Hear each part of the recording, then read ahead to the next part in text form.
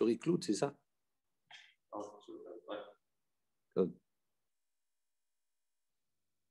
ça y est. Donc, allez, Daf Yudchet, Masechet Yoma, nous nous sommes arrêtés, on va reprendre depuis la Mishnah. Masroulo Zkenim Izikne Bet Din. Donc, ce Kohen Gadol qui était donc isolé, qui était réservé et préparé 7 jours avant Yom Kippour, on va voir un certain nombre de choses également le concernant. Masroulo Zkenim Izikne Bet Din, on va voir qu'on va lui attribuer des Zkenim Talmidei Chachamim qui vont être envoyés par le Bet Din. Bekorim Lefanav, donc on va le former pendant ces 7 jours-là. Korim Lefanav Beseder Hayom. Et donc, durant la journée, on va lire. On va lui lire devant lui le Seder Hayom. Rashi précise, Seder Hayom, c'est Parashat Acharimot. Vichen Kol Shivat Hayamim, durant les 7 jours, on va lui lire la Parashat de Acharimot, on va lui expliquer tout le Seder de Yom Kippour. Veomrim Lo, et on va, ces Zikne, c'est-à-dire lui disent, Ishi, Adoni, monsieur, Kohen Gadol, donc il l'appelle comme ça, Kohen Gadol. Kera ata bificha. Donc maintenant, toi, tu vas lire avec ta bouche, tu vas lire les instructions, la paracha, etc. Shema shacharta. Peut-être que tu as oublié. Au Shema l'olamat, tu as oublié que tu n'as pas appris. Et donc, tu veux être formé. Ensuite, Erev Yom Kippourim, Shacharit, donc la veille de Yom Kippour, au matin, Ma'amidin Oto Beshar Mizrach. Donc, on le positionnait, il se mettait à la porte de l'Est, de l'entrée du Beth Amikdash, ou Ma'avirim des Fanav, et on passait devant lui, Parim, des taureaux, Ve'elim, des béliers, Ve'uchvasim, et des brebis, Kedeshiye Makir, de manière à ce qu'il puisse les reconnaître, puisque c'est les corbanotes qu'il va devoir apporter le jour de Yom Kippour, qui s'habitue, quand ils vont passer devant lui, il va savoir, bon, le par, c'est pour tel korban, le sahir, c'est pour tel korban, etc. Et le elim, le kvasim, des ragil ba'avoda, et donc de manière à ce qu'il soit habitué, qu'il soit déjà entraîné pour la avoda, pour le service de Yom Kippour. Kol shiv'at hayamim, donc durant les 7 jours, lo hayu mon'im mimenu ma'achal u'mishte. D'accord, on ne le privait pas ni de manger, ni de boire. Donc il pouvait manger, boire à volonté. Donc la veille de Yom Kippour, maintenant, à l'arrivée avant la tombée de la nuit, donc à ce moment-là, on ne lui donnait pas beaucoup à manger. Donc ça veut dire on le diminuait dans sa consommation. Pourquoi? Pourquoi? Parce qu'on va voir que l'excès de nourriture à l'entrée de Yom Kippour, c'est quelque chose qui va engendrer le sommeil. Et on va voir que le Kohen Gadol, durant toute la nuit, il ne dort pas. Le soir de Yom Kippour, il ne dort pas toute la nuit pour ne pas justement, pour surveiller et ne pas tomber en devenant Baal Keri. Donc, pour ne pas qu'il ait d'impureté de Touma. Donc, il ne dort pas pour faire la Avoda le lendemain et qu'il soit prêt, qu'il garde au maximum sa Tahara, sa pureté. Et donc, on ne lui donne pas beaucoup à manger à l'entrée pour ne pas justement qu'il soit pris par le sommeil. Ça, c'est la Mishnah. Bishlama Shema Shachar Lechaye. Et là, Shema Lolamad Mi Mukminan Ki Hay Gavna. Donc, on a dit, on comprend bien ici, lorsqu'on a dit, on va lui lire, il va répéter, etc. Tout cela, et on a dit Shema Shachar. Il dit, on craint que peut-être il va oublier. Il dit Lechaye. Ça, c'est effectivement, c'est quelque chose qui est probable, qui peut se produire. Il a oublié des halakhot, il a oublié les textes, etc. Tout cela, donc il reprend. Et là, j'ai mal au lamad, mais on parle d'un Kohen Gadol. Il dit peut-être qu'il n'a pas appris. Il dit mi mukminan ki hay gavna. Est-ce qu'on va mettre en place un Kohen Gadol qui est ignorant? Un Kohen Gadol. Et à Tanya, surtout qu'on peut s'appuyer, il y a une baraïta qui dit Vea Kohen Gadol me'echav. Donc le passage qui dit il faut que le Kohen il soit un Kohen Gadol me'echav. Il soit le plus grand me'echav de ses frères. Donc ça veut dire quoi? Shiye Gadol me'echav bekoach. On précise, il faut qu'il soit plus grand que les autres Kohanim, Bekoach, c'est-à-dire par la force. C'est un homme qui doit être fort. Benoï, c'est un homme qui est beau. Bechochma, il est plus grand également en sagesse. Ou Berocher, également en richesse. Donc, on voit que parmi ce listing-là, il y a Bechochma. Donc, comment on peut dire, nous, on a dit peut-être il n'a pas appris. S'il n'a pas appris, il n'est pas plus grand que les autres Kohanim. Il dit Acherim Omrim, d'autres disent, donc on te dit Acherim Omrim, c'est Rabbi Meir, Minaïn she'im enlo. Donc il rajoute, il dit si, d'où on sait que si maintenant il n'a pas, c'est-à-dire il n'a pas suffisamment de richesse, plus de richesse que les autres, qu'est-ce qu'on fait? She'ha vakwanim megadelin oto. À ce moment-là, on sait que ce sont les autres kohanim qui vont devoir le faire grandir, c'est-à-dire lui donner. Donc ils vont lui donner de manière à ce qu'il soit plus riche que les autres. Talmud Lomar, d'où on apprend cela, c'est marqué dans le pasuk, Vea Kohen Hagadol, Me'echav, et le Kohen Hagadol, le grand Kohen, Me'echav, de ses frères. Ça veut dire quoi? Gadeluo Michel Echav. C'est-à-dire il va être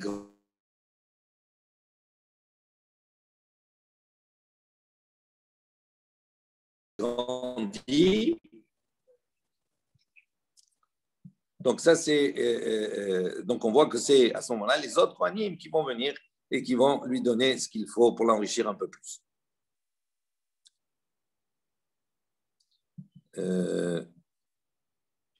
Amar Rav Yosef, donc Rav Yosef, donc on a la question. La question elle est restée. Comment se fait-il qu'on a dit chez Malolamat, peut-être il n'a pas appris? On voit qu'il doit être plus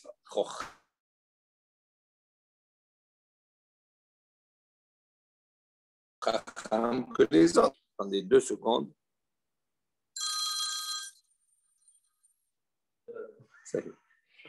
On reprend. Donc, Rav Yosef, il a dit la cachée, il n'y a pas de question, en vérité. Kan Bamikdash Rishon, Kan Bamikdash Sheni. Il dit non, ça dépend dans quel Beth Amikdash. Le premier Beth Amikdash, effectivement, on a vu déjà cela. Dans le premier Beth Amikdash, Mikdash Rishon, les Kohanim, c'était des Kohanim. Ça veut dire qu'ils avaient une chokma et non seulement une intégrité, etc. Tout cela. Donc, ils étaient effectivement supérieurs. Le Kohen Gadol était supérieur en chokma par rapport aux autres. Tandis que quand on a dit que peut-être Shema Lolamad, peut-être il n'a pas appris, on parle dans quelle situation? Rav Yosef a dit Mikdash Sheni, que dans le Mikdash Sheni, effectivement, on a vu, rappelez-vous, qu'on avait dit pour le Mikdash Rishon, il y avait, durant 410 ans, on a trouvé en vérité que 12 Kohanim ou 18 Kohanim sur toute la période de 410 ans, et dans l'autre, on a dit plus de 300 Kohanim. Ça veut dire qu'en sur 200 ou 300 ans, sur les 420 ans que le deuxième Beth Amikdash a duré, on a trouvé, d'accord, qu'il y avait tous les ans un Kohen différent et qui mourait. Donc ça veut dire quoi? Ça veut dire que c'est des Kohanim qui achetaient leur Keuna. Donc ça veut dire qu'on pouvait trouver effectivement des Kohanim, mais qui n'avaient pas la Chokhmah. Donc quand il dit chez Malolamat, peut-être qu'on parle, Rav Yosef, on parle dans cette situation avec Dasheni.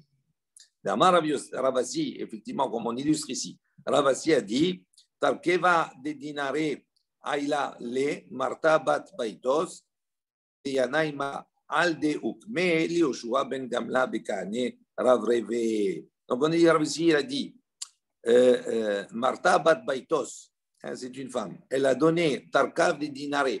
Hein, c'est Rachid dit Tarkav, c'est 3 caves de dinar, c'est-à-dire un demi CA. Khatsi CA, voilà. Elle a payé Tarkav dinare Aïla, d'accord, elle a donné, elle a payé les Yanaï Malka, au roi Yanaï, Al Deukme, pour qu'il puisse nommer Yoshua ben Gamla Bekane Ravreve en tant que Kohen Gadol. Donc on voit ici, il donne une illustration qu'on a donné, on a payé pour nommer quelqu'un Kohen Gadol. Ok. Ensuite, Erev Yom Kippourim Shacharit. Donc on a dit la veille de Yom Kippour, le matin, on faisait défiler Parim, Elim, Kvasim, etc. Tana, il y a une baraïta qui dit Af has-Se'irim. On faisait défiler également les Se'irim, les boucs. Vetana didan maïta amal ou Tana Se'irim. Donc on pose une question, puisqu'on a un texte qui nous dit qu'on faisait défiler les Se'irim. Donc il dit pour quelle raison le Tana didan, notre Tana, la Mishnah, on n'a pas dans le listing, on n'a pas rapporté les Se'irim, les boucs. On s'est arrêté Parim, Elim et Kvasim, on n'a pas dit Se'irim. Il dit qu'il va al-Hed Ka'atu al-Shada'ate. Il dit pourquoi? Parce que comme les Se'irim, un Se'ir, c'est à propos, les boucs à propos du Korban Khatat, donc ça, c'est un Korban pour expier les fautes. Donc il dit, on n'a pas voulu l'amener, un Se'ir, amener les boucs qui sont là pour expier les fautes, et donc c'est une manière, on aurait al-Shada'ate, son esprit se serait affaibli. Si on amène devant lui les boucs, ça veut dire son esprit va s'affaiblir. Pourquoi? Parce qu'on lui ramène des choses qui sont là pour expier les fautes.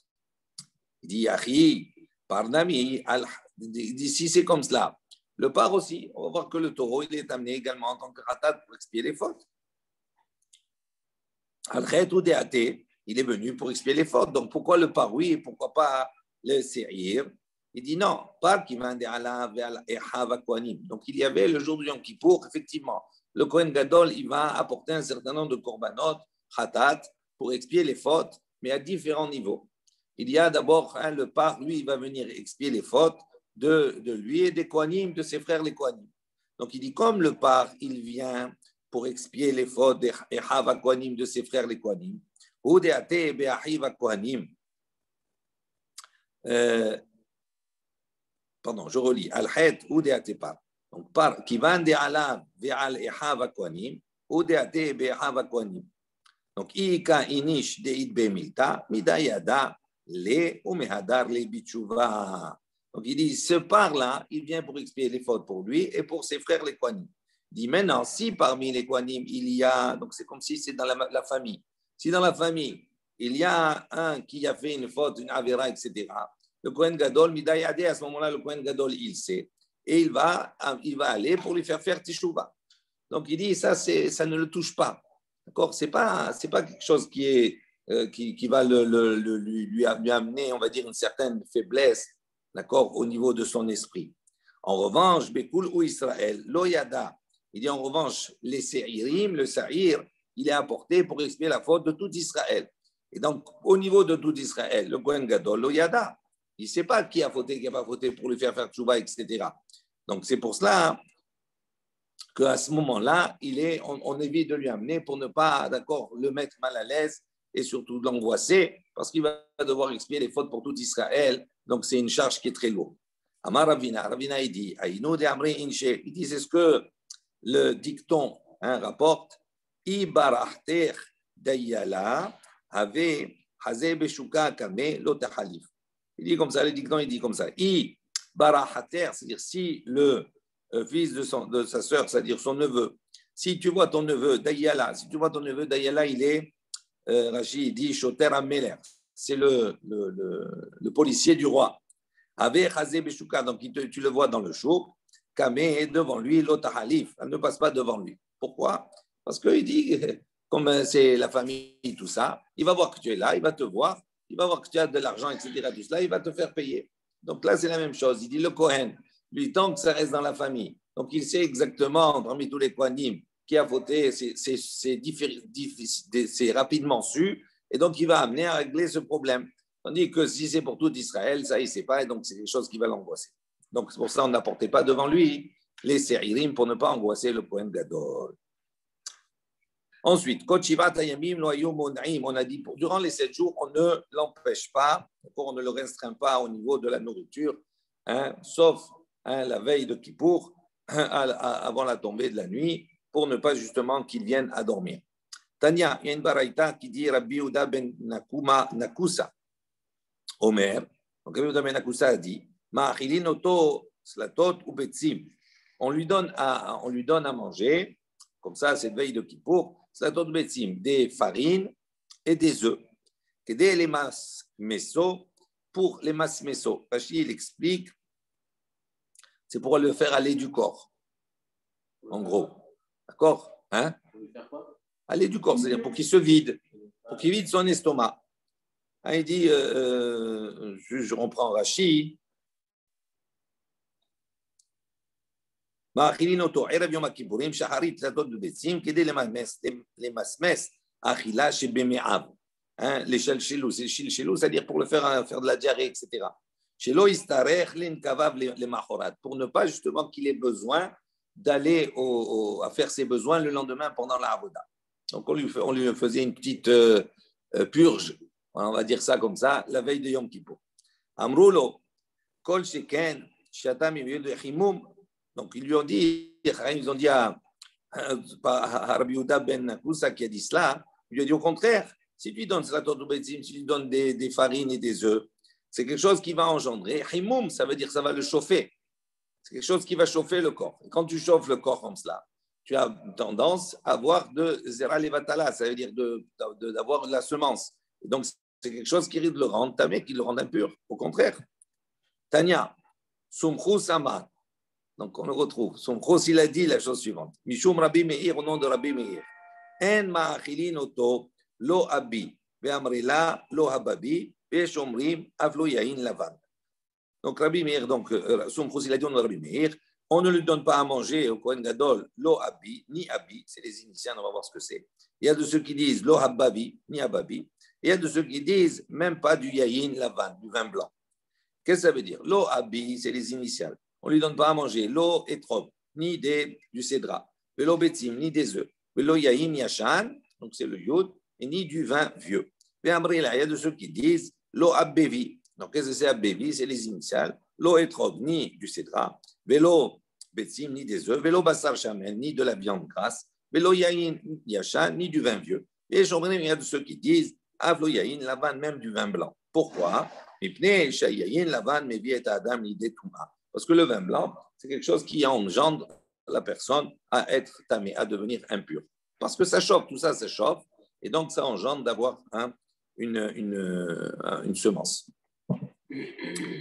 Tano Rabbanat, les Chaim ont enseigné Zav, Tolin lo bemachal, vechol mine machal. Donc, les Chaim ont enseigné le Zav. Donc, on sait le Zav, quel est son statut. Le Zav, c'est quelqu'un qui a un écoulement de semences. On est d'accord? Maintenant, on a vu que s'il a un écoulement une seule fois, il n'est pas Zav. Il devient Zav à partir du moment où il a eu 2 écoulements consécutifs ou bien 3. S'il a eu 2, à ce moment-là, il est étamé pendant 7 jours et il se purifie à l'issue de ces 7 jours. Mais il n'a pas besoin d'apporter le korban le 8e jour. S'il est Zav, Gadol, ça veut dire qu'il a vu 3 écoulements. À ce moment-là, il est étamé pendant 7 jours. Et il se purifie le soir et le lendemain matin, il doit apporter un korban. Maintenant, le zav, on va voir que le zav, il y a une différence avec le zav et le kéri. D'accord? Le kéri, c'est quoi? C'est également, il a eu une semence, d'accord? Une perte séminale. Maintenant, le kéri, pour qu'il soit kéri, pour qu'il soit zav, juste pour que vous compreniez, parce que c'est important. Regardez ce qui est marqué dans le Rashi. Zav, tolin, lobema, achal. Ça veut dire quoi? Le zav, on le fait dépendre, on peut le faire dépendre de la nourriture. Ça veut dire quoi?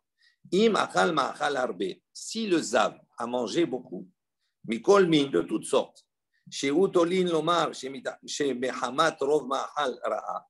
Il dit, et si, donc il mange beaucoup, il mange certaines choses, qui, maintenant, qu'est-ce qu'on va dire? On va dire, ah mais il est devenu zav. Ça veut dire quoi? Il a eu un écoulement parce qu'il a mangé beaucoup. Donc si l'objet de son écoulement peut être lié, peut dépendre de la nourriture, parce que ça l'a chauffé, etc. À ce moment-là, à ce moment-là, il n'a pas le statut de zav, oui, pour compter 7 jours. Il n'a pas ce statut. Ou le korban, et pour le korban. Dire-t-il, comme c'est marqué, c'est-à-dire il faut, pour qu'il ait le statut de zav, il faut que cet écoulement-là, c'est marqué Bessaro, vienne de sa chair. Ça veut dire que ce n'est pas un écoulement qui est honnête, c'est-à-dire qui est on va dire, indépendant de sa volonté. Si on arrive à faire dépendre, à dire, ah, il a eu cet écoulement parce qu'il a beaucoup mangé, à ce moment-là, c'est honnête. Ça veut dire que c'est quelque chose qui ne dépendait pas de lui. Et donc, il n'a pas le statut de zav. Le zav, c'est uniquement quand c'est quelque chose qui est lié à sa chair. C'est un écoulement que tu ne peux pas faire dépendre d'autre chose. D'accord? À ce moment-là, il est zav. Aval ba'al keri. Il dit, mais le Baal Keri, tamé, béonès, Dieu que le Baal Keri, même si c'est quelque chose qui ne dépend pas de lui, mais c'est involontaire, c'est-à-dire il a mangé beaucoup, il s'est chauffé, et à la suite de cela, il a eu un écoulement. À ce moment-là, il a le statut de Baal Keri, il est tamé. Mais il n'a pas le statut de Zav. La différence entre les deux. Le Zav, il n'est jamais Zav si c'est quelque chose béonès. S'il a eu cet écoulement, d'une manière, on va dire, contre sa propre volonté, d'une manière indépendante. OK? Maintenant, reprenons la Gemara. Qu'est-ce qu'elle dit là-bas? Zav, tolin lo bema'achal. D'accord? Si on peut lui faire dépendre de la nourriture qu'il va manger, bechol mine ma'achal, ou de toutes sortes de nourriture. Et l'Azar ben Pinchas omer, mishum Rabbi Yehuda ben Betera. Donc, Rabbi l'Azar ben Pinchas a dit au nom de Rabbi l'Azar ben Betera. En ma'achilin oto, lo hagabi, velo gavam, velo kol devarim aviim di detuma. Donc, on ne le nourrit pas, on ne lui donne pas à manger. Ce zav-là, Rachid dit, c'est-à-dire pendant la période où il va faire sa bdika. Ça veut dire pendant la période, s'il est zav, il est avéré zav. Après, il a 7 jours où il va attendre dans le processus de purification. Pendant 7 jours, il vérifie qu'il n'a pas d'autre écoulement. Si au bout de 7 jours, il n'a plus d'écoulement, là, il va au mikvé et se purifie. Maintenant, le principe, il est le suivant. Si pendant ces 7 jours, il a un écoulement, oui, à ce moment-là, qu'est-ce qui se passe? Il recompte de nouveau 7 jours. Donc, il perd tout ce qu'il a compté avant. D'accord? Maintenant, on a dit pendant cette période de bdika, pendant ces 7 jours, on ne lui donne pas à manger. Lo hagabi, velo gabam, velo kol dvarim amidin tuma. Ni hagabi, ni gabam, ni toute chose qui peut lui amener une tuma, un écoulement. Il dit lo hagabi, ça veut dire hagabi, c'est les initiales. On ne lui donne pas lo halab, ni du lait, velo gvina, ni du fromage, velo betza, ni des œufs, velo yayin, ni du vin. Velo gabam, donc qu'est-ce que c'est gabam? C'est les initiales. Mais glycine chez le poule. Donc c'est l'eau, glycine chez le poule, c'est-à-dire glycine, c'est des poules, c'est les fèves concassées. Des fèves concassées. On faisait les faire cuire dans de l'eau. Cette eau-là, on ne lui donne pas, parce que cette eau, c'est quelque chose qui va engendrer une touma.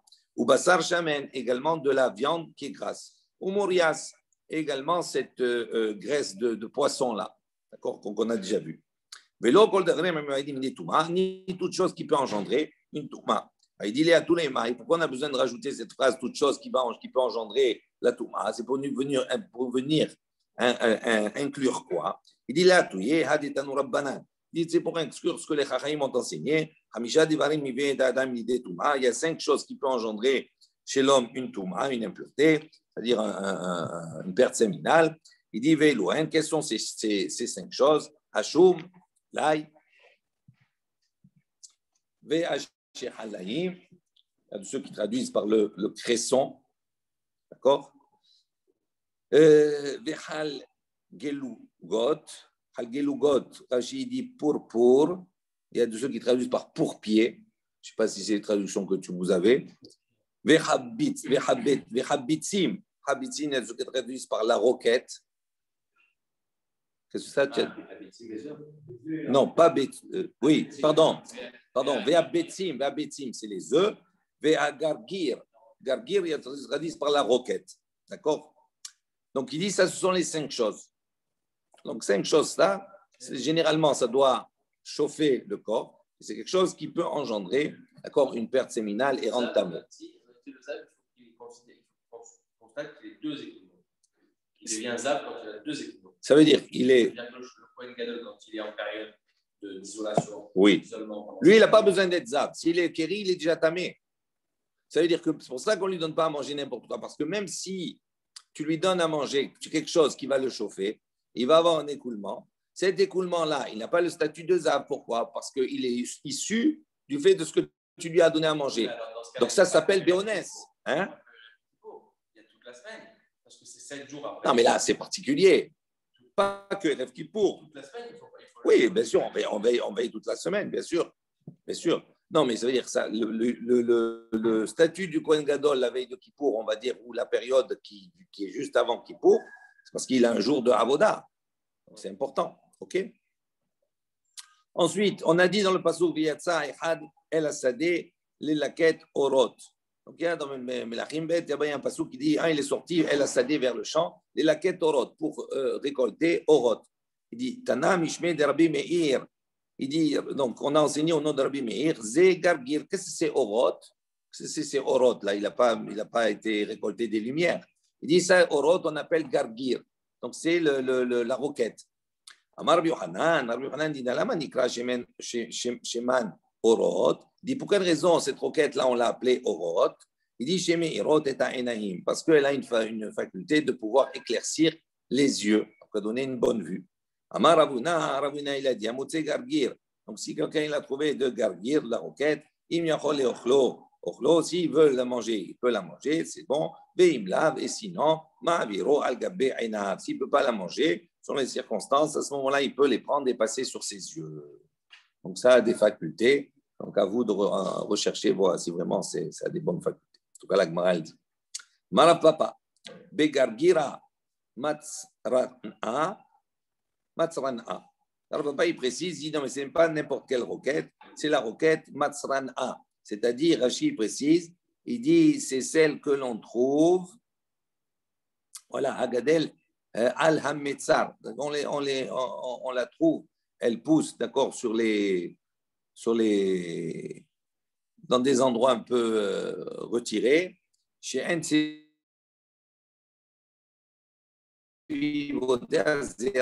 de d'autres cultures. Ça veut dire s'il y a d'autres cultures autour, à ce moment-là, ces autres cultures, elles vont puiser, elles vont lui enlever de sa force, de sa puissance. Donc, on parle d'une croquette sauvage quelque part, c'est-à-dire qui pousse dans des endroits retirés, hein, isolés, à l'extrémité d'un champ. Voilà, à l'extrémité, c'est-à-dire ou pas à côté des autres cultures. Ok. Amar Rav Gidel, Amar Rav. Donc Rav Gidel a dit au nom de Rav, Arsania lo yachel betsim. Il dit un invité, d'accord, il ne mangera pas des œufs. Parce qu'on a vu les œufs, c'est quelque chose qui peut engendrer, d'accord, et c'est pas, s'il est invité chez quelqu'un, c'est pas kavod d'avoir à ce moment-là. Velo yishan betalito shel ba'al habayit. Également, il ne dormira pas avec le talit, l'habit du ba'al habayit, son pyjama ou bien ses draps, etc. Dans le cas où, effectivement, il a une perte, etc., séminale, et donc, c'est pas kavod. Il risque d'avoir honte. Rav qui mikla les darshish. Donc, on raconte que Rav, lorsqu'il est arrivé à l'endroit, à la ville de Darshish, Machriz man havia liyoma. Donc, il publiait comme cela. Il dit comme ça, man havia liyoma. Alors, reprenez, Rachid, il dit comme cela. Donc, il voyageait d'un endroit à l'autre. Quand il voyageait d'un endroit à l'autre comme cela, ça prenait des fois des mois, etc., ou des journées. Rav, il avait l'habitude, pour ne pas que effectivement son Yetzer Hara soit attisé, tout cela, il arrivait dans un endroit, dans la ville, là-bas, il disait quelle est celle qui veut se marier avec moi pour la journée, de manière à ne pas rester célibataire dans l'endroit où il allait. Rachid, il dit Yesh Isha, il dit est-ce qu'il y a une femme, Shitina Seli, qui veut se marier avec moi, les Yoma, pour la journée? Shit Akev, Kan. Donc, il s'attardait là-bas la journée, après il partait. Donc, il cherchait une femme pour la journée. Pour un jour. Ça, c'est Rav. Rav Nachman, il a la même chose. Rav Nachman, Kad Mikla, les Charnetzi. Il dit la même chose. Quand il est arrivé dans la ville de Charnetzi, Machriz, il publiait comme ça, Man Avia Liyoma. Il dit, quelle est la femme qui... Oh, on ne comprend pas l'attitude. Il dit, Vatania, pourtant, voilà, il y a une baraïta qui dit, Rabbi Eliezer ben Yaakov Omer, Rabbi Eliezer ben Yaakov, il a dit, Lo Issa Adam Isha b'mdina zo, v'yeler v'Issa Isha b'mdina acheret. Shema, Izdavegu ze etzel ze, v'nimsa ach v'noseh oto, u'mimale kol ha'olam kulo, mamzerut. Il dit, pourtant, il y a une baraïta qui déconseille de faire comme ça. Pourquoi? Il dit, voilà, regarde, Rabbi Eliezer ben Yaakov, il a dit la chose suivante. Il a dit, Lo Issa Adam Isha b'mdina zo. Un homme, il n'a pas le droit d'épouser une femme dans telle contrée. Mais il a l'air et quand il va dans une autre contrée, il épouse une autre femme. Pourquoi? Parce que chez moi, ils avaient peut-être qu'il va aller avec l'une et avec l'autre. Et avec la relation qu'il va avoir l'une avec l'autre, il va enfanter. Et s'il va enfanter, si l'une a enfanté un garçon et l'autre a enfanté une fille, Nimsa peut-être, donc ils ne se connaissent pas les frères et sœurs. Peut-être Nimsa, peut-être qu'après, dans la suite, ce frère et cette sœur, ils vont se retrouver, ils vont se marier. Il dit, et à ce moment-là, il va engendrer du mamzerut dans le monde entier. Donc c'est pour ça qu'il dit Rabbi Eliezer ben Yaakov, il ne faut pas faire comme ça, surtout pas. Il dit à ce propos-là, il est dit, on voit qu'il a rempli la terre de zima, c'est-à-dire de débauche, etc. Tout cela. Donc on voit que c'est pas bien. Comment Rav et Rav Nachman, ils peuvent avoir cette attitude-là quand ils arrivent dans un endroit? Amrei, Rabbanan. Donc les Chaim nous ont enseigné, ils ont dit non, Kala itleu. Il dit non, ce n'est pas la même chose pour un Talmid Chacham comme Rav et Rav Nachman. Kala itleu, ça veut dire qu'il a une voix. Ça veut dire qu'un enfant qui va naître de Rav ou de Rav Nachman, de suite on va l'appeler, on dit ah, ça c'est le fils de Rav Nachman, ça c'est le fils de Rav. Donc comme c'est un personnage qui a une renommée, donc les enfants qui risquent de mettre au monde, eh ben, ils portent son nom. Donc c'est sûr qu'ils ne peuvent pas arriver à ce qu'il y ait un frère et une sœur qui viennent à se marier. Donc c'est pour ça qu'ils se permettaient cela.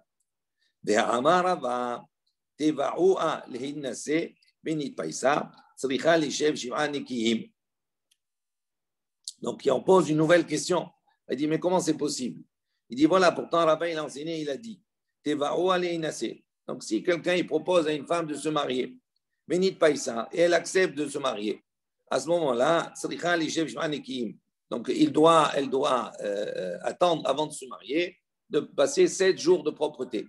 Pourquoi? Parce qu'on craint que l'annonce, dès qu'il va annoncer une femme la demande en mariage, elle accepte, ça crée une émotion. Donc, si ça crée une émotion, on va voir ce qu'on appelle dam himoum, c'est-à-dire qu'elle elle peut avoir un écoulement de sang dû à cette émotion-là.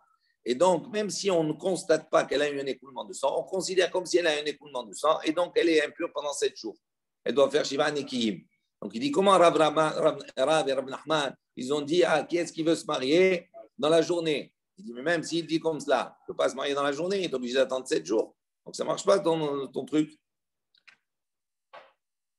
Rabbanan, Hodu'e Havu Mud'u Lehu Mikedem Havu Mekadme Umeshadre Shluha. Donc, la première réponse qu'on donne, on dit non, ici, c'est Chaim là, qu'est-ce qu'il faisait?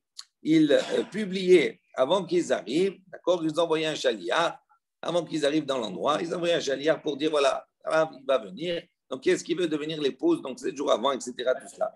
Donc, il n'y a pas de surprise. Donc, il n'y a pas de surprise, il n'y a pas de problème. Et ça, c'est la première réponse. C'est la deuxième réponse qu'on donne. Il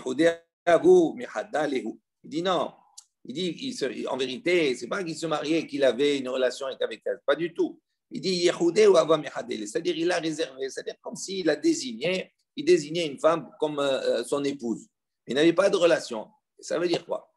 Ça veut dire qu'à partir du moment, qu'est-ce qu'il craignait Rav et Rav Nachman en vérité? Il était tellement Tamil Chacham, etc., il ne voulait pas laisser de place au Yetzer Hara. Donc, qu'est-ce qu'il fait? À partir du moment où il désignait une femme, ça veut dire que c'était une manière d'apaiser son Yetzer Hara. Il y a une femme, donc à ce moment-là, même si effectivement je ne vais pas avec elle, le Yetzer Hara, il est moins fort et donc il n'y a pas de problème, il ne risquait pas d'avoir des écoulements ni rien du tout.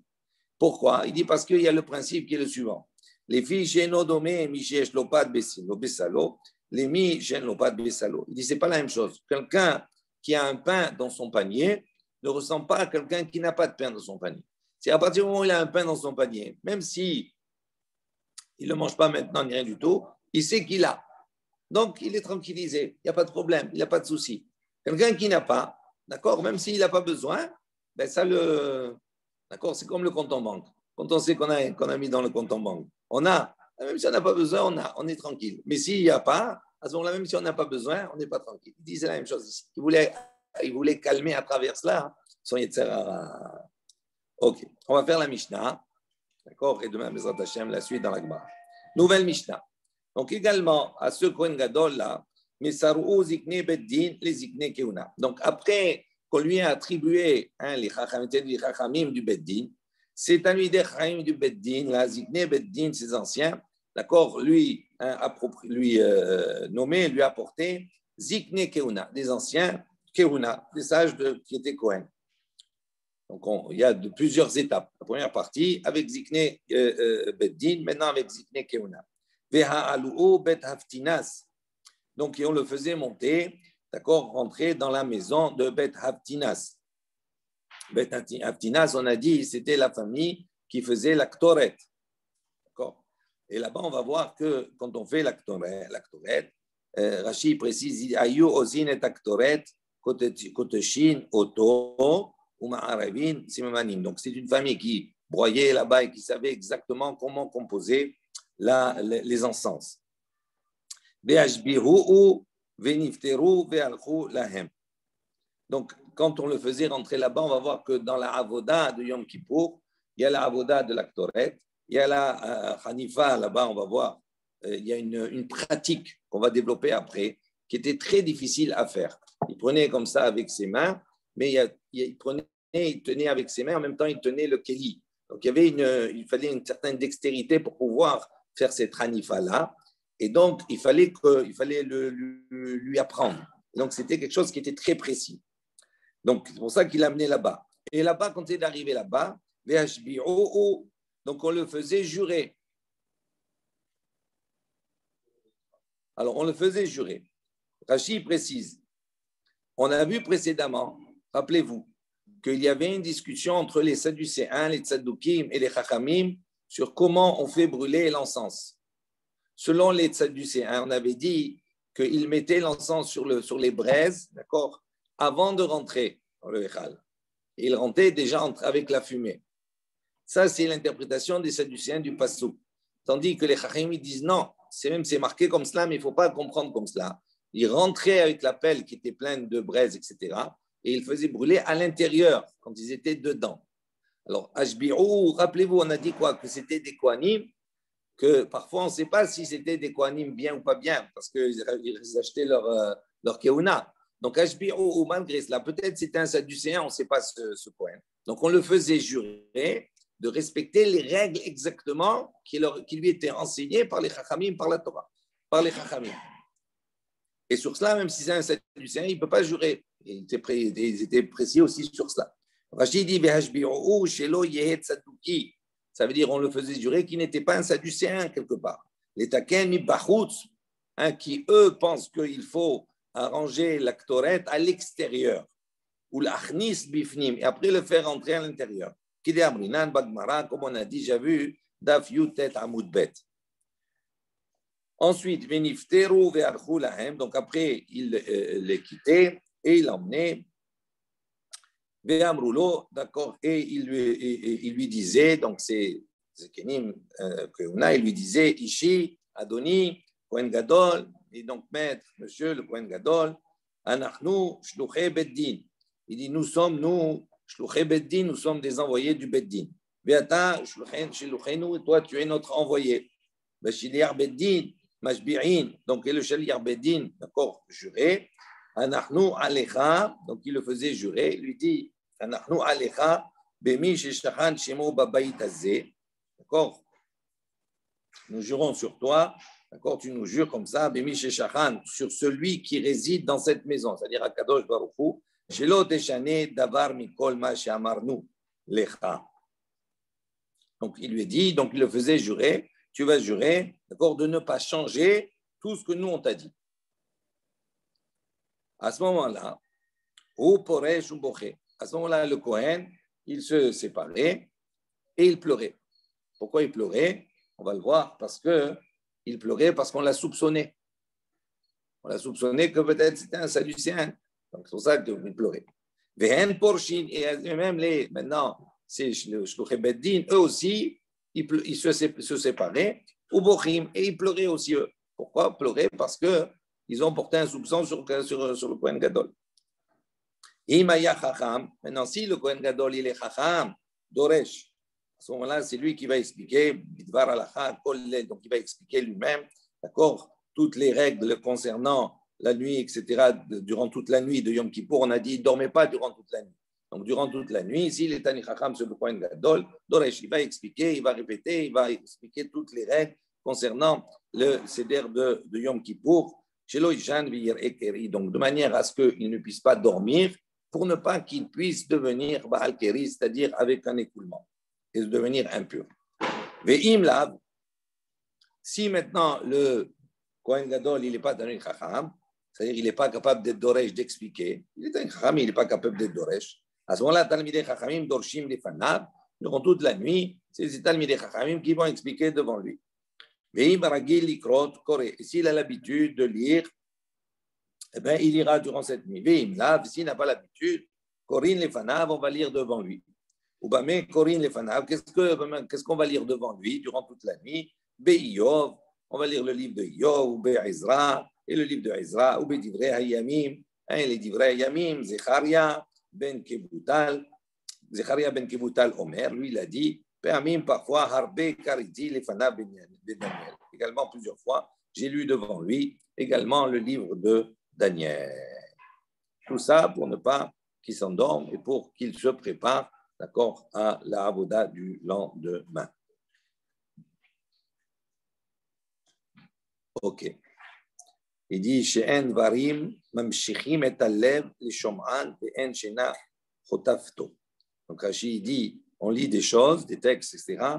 Mamshichin et alev, d'accord, qui attire le cœur, qui tire le cœur. Donc c'est intéressant. Hein, il dit les shom'an, on est attiré par l'écoute et donc en shena chotafto. À ce moment-là, le sommeil ne le saisit pas, ne le prend pas, d'accord, entre ses mains. Voilà, on va s'arrêter là pour le daf d'aujourd'hui. Baruch Adonai Le'olam. Amen et Amen.